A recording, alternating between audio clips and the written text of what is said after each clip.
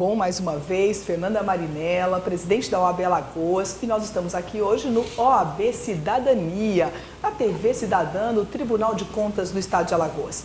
Bom, nós vamos retomar nossa entrevista, mas antes disso é muito importante que você nos acompanhe nas nossas redes sociais. No Facebook, no Instagram e no Twitter da OAB Alagoas. Você vai conhecer todas as notícias da instituição, todos os eventos, os cursos, os acontecimentos e convênios que a nossa instituição celebra para beneficiar a sociedade e cada advogado. Então acompanhe nas nossas redes sociais. E nós vamos retomar então a nossa entrevista, mas gostaria de retomar, doutor Fábio, no que diz respeito a essa condição do gestor público que é candidato à reeleição. Esse é um ponto que vem nos preocupando bastante. Veja, se o período de propaganda eleitoral reduziu, se a condição para se realizar a propaganda eleitoral ela é mais rigorosa, porque os requisitos hoje são mais rigorosos, como fica a situação do gestor público que está no exercício, que é candidato à reeleição e no que diz respeito a prestar informações, eu digo a propaganda institucional. Como isso vem sendo visto? Quais os cuidados com essa propaganda institucional para que ela não seja confundida ou utilizada como propaganda eleitoral? Quais os cuidados? Olha, Fernanda, eu tenho uma opinião muito clara sobre esse tema, né? É indiscutível que a nova legislação trouxe uma mitigação às formas de realização de propaganda eleitoral.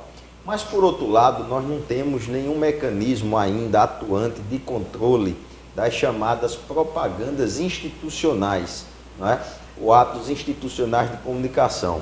Nós presenciamos todo dia nas redes de televisão e rádio propagandas que, no meu sentir, não trazem de forma clara o anúncio, vamos melhor dizendo assim, o anúncio de um serviço de utilidade pública ou a prestação de um serviço efetivo à sociedade, né? Ou seja, não há a demonstração da necessidade de transmissão daquela propaganda, e é algo que é muito caro, dispendioso para a gestão pública. Nós não podemos ignorar, Fábio, que o artigo 37 da Constituição Federal, no seu parágrafo 1º, ele fala que a administração é obrigada a informar, a publicar, mas no caráter informativo, de orientação social, prestando informações de utilidade pública, efetivamente. Então, muitas vezes, uma propaganda institucional é para dizer que foi feita uma obra, que foi feita a construção de casas, que foi feita a pavimentação de uma rodovia.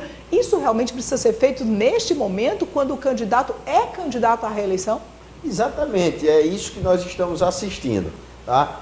Na minha visão, isso causa uma distorção ou uma desproporcionalidade na visibilidade daquele que é candidato e que já ocupa um cargo eletivo e daquele que não ocupa.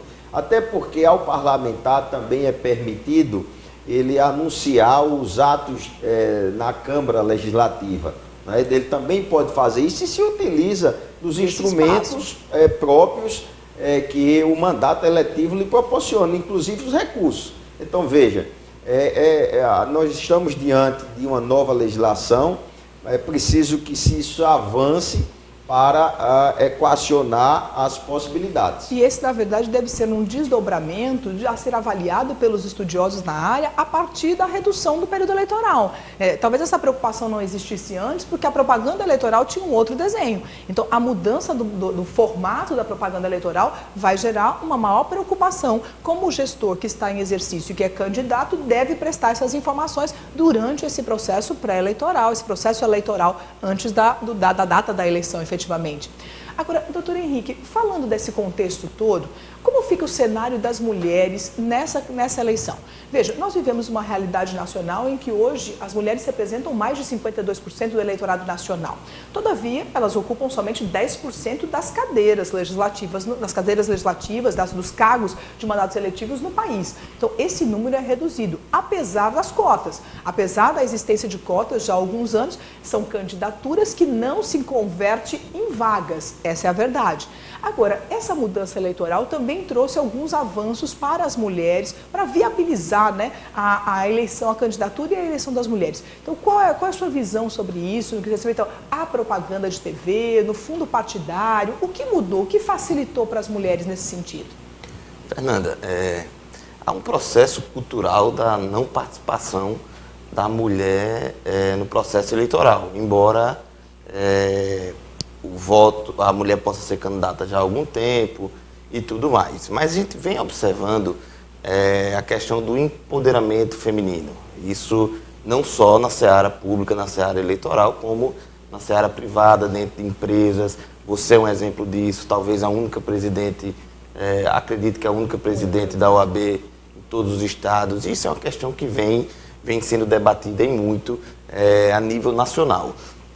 Em relação à legislação eleitoral, ela prevê sim a participação mais efetiva da mulher, muito pouco ainda para o que precisa, mas a questão que os partidos têm que investir em fundo partidário, têm que, nos seus tempos de televisões, não agora em relação aos blocos e em sessões partidárias, mas em seus programas e suas inserções quando do ano, não necessariamente no processo eleitoral, que os partidos tenham direito.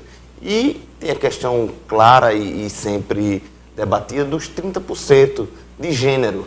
Eu sempre digo, Fernanda, que não são 30% de mulheres, não. São 30% de gênero. E quero ver. Espera que isso mude um dia. Quero ver o dia. Para cada um dos gêneros, 30%, né? Ou então quero ver um dia em que sejam candidaturas 70% de mulheres e 30% de homens. E esses 30% de mulheres, é bom que se diga, o desembargador Fábio sabe muito bem disso, antigamente colocava mulheres apenas para constar do registro de candidatura no DRAP, as famosas laranjas, e depois retirava mulheres e colocavam homens. Isso agora pode vir a ser considerado fraude. Esse tipo de atitude, esse tipo de ato, pode vir depois a derrubar toda uma coligação, toda uma chapa. Inclusive há processo no TSE em discussão em relação a esse tema. Até porque nós não podemos ignorar que a maioria dos partidos descumpriam essa cota. Alguns colocavam laranja e outros nem cumpriam. E a multa era muito pequena para o partido e o partido avaliava como melhor pagar a multa e descumprir a regra efetivamente. Então, realmente há possibilidade de aumentar esses números com relação à participação da mulher. Então, nós esperamos que essas ferramentas elas sejam efetivadas. Afinal de contas, nós temos a certeza que o problema não é de falta de capacidade das mulheres. O problema é da própria estrutura do partido que muitas vezes não viabiliza essa candidatura. Porque nós sabemos que não basta ser candidata, tem que ter ferramenta, tem que ter todos os instrumentos de uma campanha eleitoral. São muitos investimentos, é toda uma orientação jurídica, a prestação de contas, são muitos requisitos. Então, se a mulher não tem essa estrutura, esse apoio, também fica inviabilizada a sua escolha, a sua candidatura. Mas, doutor Aldemar, diante de todas essas colocações da mudança da legislação eleitoral, qual é a dica para o cidadão? Fique de olho em quê? Qual é a dica? E se identificado uma ilegalidade, o que procurar? Onde que eu denuncio? Já que nós estamos convocando a sociedade a denunciar. Quais as ferramentas que ele tem para essa denúncia? Presidente, hoje, nesse pleito eleitoral que se avizinha, a bola da vez é contra a Caixa 2. Tanto que a OAB Federal lançou um aplicativo que está disponibilizado para todo o Brasil e que ele recebe denúncias e distribui para as seccionais da OAB onde o fato delituoso tem acontecido. Mas não só o combate ao Caixa 2, que nesse primeiro momento será muito mais uma atividade interpartidária entre adversários, candidatos adversários entre si, que é quem dá o primeiro combate, mas também da população e dos órgãos de repressão e controle. Porém, fora o Caixa 2, aquelas velhas mazelas que todos nós conhecemos. A velha compra do voto, não é? Compra do voto, promessa de benefício, doação de dentadura, de óculos, de tijolo, par de botas, o que quer que seja. Tudo isso corrompe a vontade do eleitor. Tudo isso é objeto de combate às fraudes eleitorais. Isso vicia o resultado das urnas. Pois então a OAB, junto com os demais órgãos de controle, tem se esmerado em fazer com que a possibilidade de denúncia seja facilitada para a população. Então a OAB colocou um telefone celular, tá, para a sua comissão de combate à corrupção eleitoral, 99176 4952. Você repete, por favor, Todemar? 99176 4952.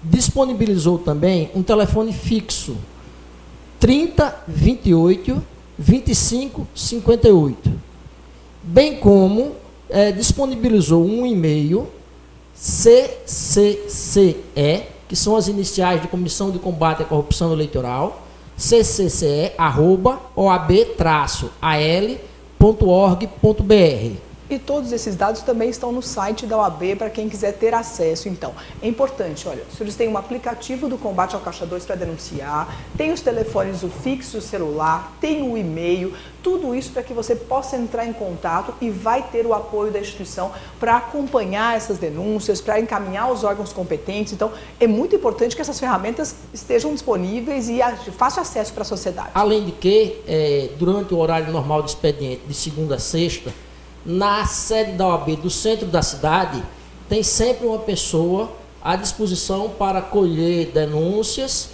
e dar andamento a alguma notícia de corrupção eleitoral. Então, na OAB do Centro, aqui na capital, na CEO, nós temos então atendimento para as pessoas que quiserem denunciar, que quiserem realizar algum tipo de representação. E em todos esses processos de denúncia, tanto pode haver a identificação do denunciante, quanto haver a preservação da sua identidade, a denúncia anônima. Então, o cidadão pode ficar à vontade, ele não precisa se expor, ele não precisa se identificar, ele pode fazer, inclusive, uma denúncia anônima. O que importa é que você não fique em silêncio. Esse é o ponto importante. Afinal de contas, o voto não tem preço. Você não pode mais admitir aquele comportamento antigo em que o poder econômico fazia toda a diferença no processo eleitoral. Essa é uma eleição de mudança de comportamento, não é isso, doutor Fábio? É isso, Fernanda. Afinal, todos nós pagamos por essa venda, né?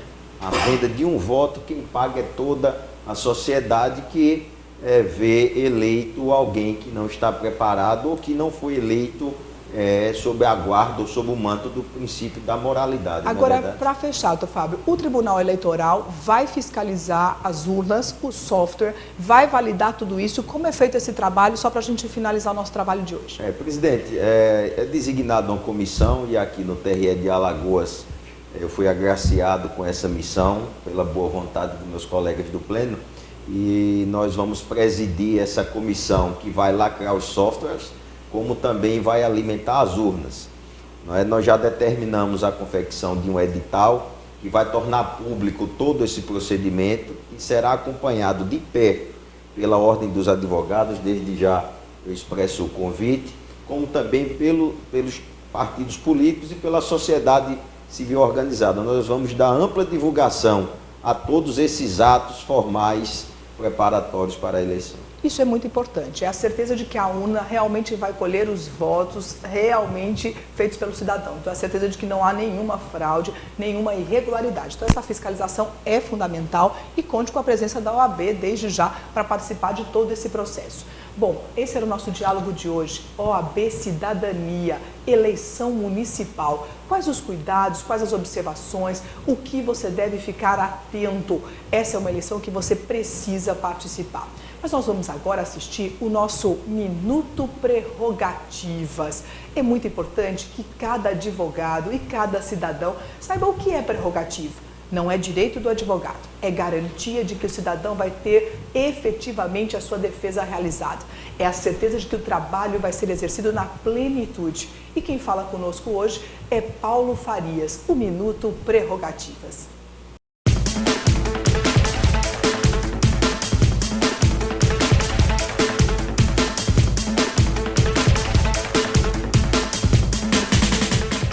Advogados alagoanos, este ano as prerrogativas foram fortalecidas com a inovação legislativa, que foi a inserção da possibilidade da participação direta do advogado dentro dos inquéritos policiais.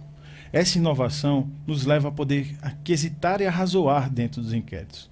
E qualquer desrespeito a essas prerrogativas ou qualquer outras que nos foram dadas dentro desses inquéritos acarretarão a nulidade absoluta desses atos e todos os outros decorrentes. Mas nada disso adianta, caro colega, se você não levar à ordem toda e qualquer violação que seja feita contra você. Traga à ordem esse conhecimento, informe a ordem disso, através dos nossos plantões, das nossas mídias sociais, através de todo e qualquer meio legítimo para trazer à ordem essa informação. A diretoria de prerrogativas está aqui para defender você, advogado alagoano.